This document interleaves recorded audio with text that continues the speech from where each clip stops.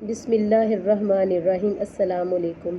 ہم نے کلاس 8 کی جیو کی بک سٹارٹ کی ہوئی ہے، ہمارا پہلا چیپٹر کمپلیٹ ہو چکا ہے۔ تو آج کی ویڈیو میں ہم دوسرا چیپٹر آب و ہوا کے ساتھ رہن سہن وہ سٹارٹ کریں گے۔ تو چلیے آج اس کے ایم سی کیوز دیکھ لیتے ہیں۔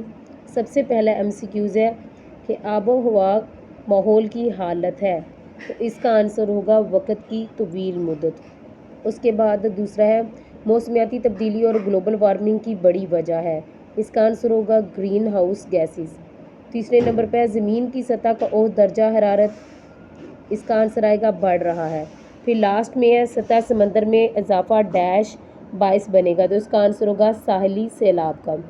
اس کے بعد ہے ہمارے پاس سطح سمندر کے درجہ حرارت میں اضافہ ہے، تو اس کا آنسر ہوگا گلوبل وارمنگ۔ اس کے نیچے درج ذیل سوالات کے مختصر جواب لکھیں۔ سب سے پہلا سوال ہے غیر معمولی موسمی حالت کی وضاحت کریں، تو اس کا آنسر یہاں سے سٹارٹ کریں گے۔ غیر معمولی موسم اس وقت ہوتا ہے جب موسم کے احوال عام طور پر موسم کے اوج سے نمایاں طور پر مختلف ہوتے ہیں۔ اس کے بعد دوسرا ہے موسمیاتی تبدیلی کے دو بڑے خطرات کیا ہیں۔ موسمیاتی تبدیلی کے دو بڑے خطرات ہیں، ایک تو بڑھتی ہوئی سطح سمندر کی معاشی اثرات ہے، اور اس کے بعد دوسرا ہے حیاتیاتی طور پر اثرات۔ تو سب سے پہلے ہم اس کو ڈسکس کر تو سب سے پہلے آپ نے یہاں سے سٹارٹ کرنا ہے۔ انسانی آبادی کا نصف سے زیادہ سمندر کے 100 کلومیٹر کے اندر رہتا ہے، تو آپ نے اس کا آنسر یہاں تک لکھ لینا ہے۔ پھر اس کے بعد ہے گرین ہاؤس ایفیکٹ کیا ہے، تو اس کا آنسر آپ نے یہاں سے لکھنا ہے، آپ نے یہاں تک لکھ لینا ہے۔ پھر اس کے بعد ہے ہم ہوا کے معیار کو کیسے بہتر بنا سکتے ہیں۔ صنعتی اور نقل و حمل کے ذرائع سے اخراج کو کم کر کے ہم ہوا کے معیار کو بہتر بنا سکتے ہیں۔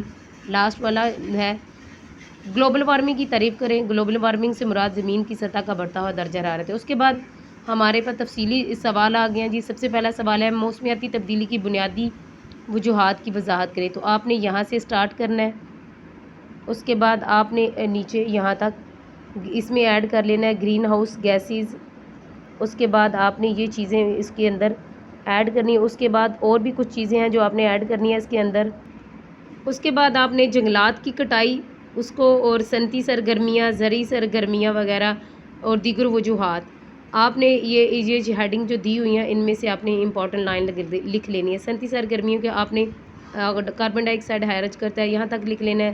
زرعی سرگرمیاں کے آپ نے یہاں سے لے کے یہاں تک لکھ لینا ہے، شارٹ کر لینا ہے۔ پھر اس کے بعد دیگر وجوہات آپ نے یہاں سے لے کے پہلے یہاں تک آپ نے لکھنی ہے۔ پھر اس کے بعد انسانی سرگرمیاں، گلوبل وارمنگ اور موسمیاتی تبدیلی کا اہم عنصر ہے، یہاں سے لے کے قدرتی آفات عام ہو چکی ہیں، آپ نے یہاں تک لکھ لینا ہے۔ یہ اس طرح آپ کا کوشچن جو ہے وہ شارٹ ہو جائے گا۔ اس کے بعد ہمارے پاس کوشچن نمبر 2 ہے ہم اپنی زمین کو گلوبل وارمنگ اور موسمیاتی تبدیلیوں سے کیسے بچا سکتے ہیں، تو اس کا آنسر آپ یہاں سے لکھیں گے۔ گلوبل وارمنگ اور موسمی تبدیلی کے خطرات کو کم کرنے کے لیے جو طریقے ہیں وہ درج ذیل ہیں۔ تو سب سے پہلے طریقہ ہے فوسل فیولز کا کم استعمال، یہ ایک آپ نے ہیڈنگ دینی ہے۔ پھر اس کے بعد آپ نے ہیڈنگ دینی ہے قابل تجدید توانائی کے وسائل کا استعمال۔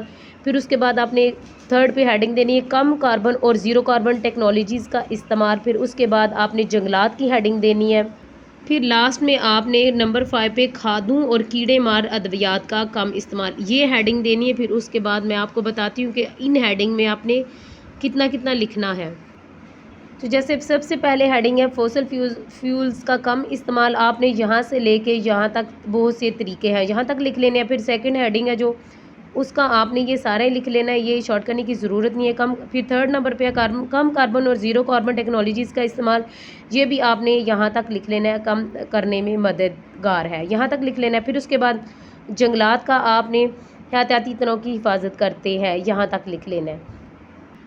پھر اس کے بعد جو لاسٹ والا ہمارا ہیڈنگ ہوگی کھادوں اور کیڑے مار ادویات کا کم استعمال، آپ نے یہاں سے لے کے یہاں تک لکھ لینا ہے۔ اس کے بعد ہمارا تھرڈ چیپٹر ہے کراچی اور نیو یارک شہر کی آب و ہوا میں کیا فرق ہے، تو اس کا کراچی اور نیو یارک شہروں کے موسمی نمونے۔ تو پہلے کراچی کے بارے میں بات کرتے تو کراچی کی آب و ہوا خشک ہوتی ہے اور یہ بحر عرب کے ساحل پر واقع ہے، اور اس کے نتیجے میں نسبتاً معتدل آب و ہوا ہوتی ہے۔ اور موسم اگر کراچی کا دیکھا جائے تو کراچی میں 2 موسم ہے، موسم گرما اور موسم سرما، جبکہ بہار اور خزاں بہت ہی کم مدت کے لیے ہوتے ہیں۔ گرمیوں کا موسم سال کے دوران طویل ترین عرصے تک جاری رہتا ہے۔ اگر بارشوں کا دیکھا جائے تو کراچی میں جولائی سے सितंबर तक बरसात का मौसम मानसून होता है। फिर आबो हवा अगर देखा जाए तो ये शहर हारी आबो हवा का मुशाहिदा करता है, जिसमें गर्म सर्दियाँ और गर्म गर्मियाँ शामिल हैं। नमी देखी जाए तो नमी की सतह आमतौर पर मार्च से नवंबर तक रहती है, जबकि सर्दियों में बहुत कम होती है, क्योंकि मौसम सरमा में हवा का रुख शमाल मशरकी होता है। दर्जा हरारत देखा जाए तो सर्दियों के मौसम में दर्जा हरारत बाज़ औक़ात 10 डिग्री सेंटीग्रेड से नीचे चला जाता है और दिन का दर्जा हरारत तकरीबन 26 डिग्री सेंटीग्रेड तक होता है। कराची में हारी तूफ़ान अगरचे बहरा अरब चूँकि बहरा हिंद का एक हिस्सा है, इसमें समंदरी तूफ़ान बहुत कम आते हैं। बहरा अरब में तूफ़ान ज़्यादातर मई के वसत से जुलाई के वसत तक और फिर अक्टूबर के महीने में तश्कील पाते हैं। फिर उसके बाद न्यूयॉर्क का भी आपने ये सारा इसमें लिख लेना है। सबसे पहले हेडिंग है जी मौसम के बारे में बताया जा रहा है। जैसे आपने कराची का पहले सबसे पहले कराची के बारे में बताया, फिर उसके मौसम के, बारिश के बारे में, फिर नमी के बारे में। सेम आपने ऐसे भी फिर आपने न्यूयॉर्क के बारे में बताना है। उसका मौसम कहता है जी मौसम न्यूयॉर्क में गर्मियाँ गर्म मरतूब और गीली होती हैं, सर्दियाँ बहुत ठंडी होती हैं और इसके बाद ये साल भर जुज़वी तौर पर अबर आलूद रहता है। उसके बाद मौसम के बाद हम आगे देखते हैं बारिशें। न्यूयॉर्क की यहाँ से देख ले जी, सारा साल बारिशें होती रहती हैं। फिर उसके बाद आबो हवा है, आबो हवा के बाद दर्जा हरारत, फिर उसके बाद यहाँ तक ये इसका उन्होंने सारा पूरा कंप्लीट आपके पास डाटा दिया हुआ है। उसके बाद हमारा जी क्वेश्चन है, क्वेश्चन नंबर 4, साहिली इलाकों में रहने वाले लोगों के तर्ज़ ज़िंदगी पर बहस करें। तो वहाँ ये इसका आंसर यहाँ से लेके आपने जहाँ तक खतरे को बढ़ाती है यहाँ तक आपने लिख लेना है। फिर उसके बाद है इंसानों के लिए दरिया की अहमियत बयान करें। इंसानों के लिए दरिया की अहमियत यहाँ से आपने स्टार्ट करना है, यहाँ तक फिर आपने लिख लेना है। तो यूँ ही हमारे जो है ये क्वेश्चन कंप्लीट हो जाएंगे। उसके बाद तनकीदी सोच के सवालात हैं जी। पहला सवाल है मौसमियाती तब्दीली के साथ लोगों का तर्ज़ ज़िंदगी कैसे मुतासिर होता है। तो आपने उसका आंसर यहाँ से लेके यहाँ तक आपने लिख लेना है, कमी वाक़या हुई है। उसके बाद हम ओज़ोन की कमी की परवाह क्यों नहीं करते जी। ओज़ोन की कमी का ख्याल यहाँ से आपने स्टार्ट करना है, यहाँ से शुरू करेंगे, यहाँ तक आपने इसका आंसर लिख लेना है। फिर उसके बाद हमारे पास क्वेश्चन है हम मौसमियाती तब्दीली को रोकने के लिए क्या कर सकते हैं। तो मौसमियाती तब्दीली के खतरे को कम करने के लिए हम इन चीज़ों का इस्तेमाल कर सकते हैं। फॉसिल फ्यूल्स का कम इस्तेमाल, काबिल तजदीदी तवानाई के वसाइल, ये हम पीछे पड़ चुके हैं, कार्बन और ज़ीरो कार्बन टेक्नोलॉजीज़ का इस्तेमाल और जंगलात वगैरह। फिर उसके बाद हमारे पास क्वेश्चन है ग्रीन हाउस गैसों का अखराज को कम करने के लिए हम काबिल तजदीद तवानाई का इस्तेमाल कैसे कर सकते हैं। तो इसका आंसर आपने यहाँ से स्टार्ट करना है, यहाँ से आपने स्टार्ट करना है और कम काबिल तजदीद तवानाई का इस्तेमाल कर सकते हैं, यहाँ तक आपने इसका आंसर लिख लेना है। तो यूँ आज के कुछ हमारा जो है आज के चैप्टर कंप्लीट हो चुका है। तो उम्मीद करती हूँ आज की वीडियो आपको पसंद आई होगी।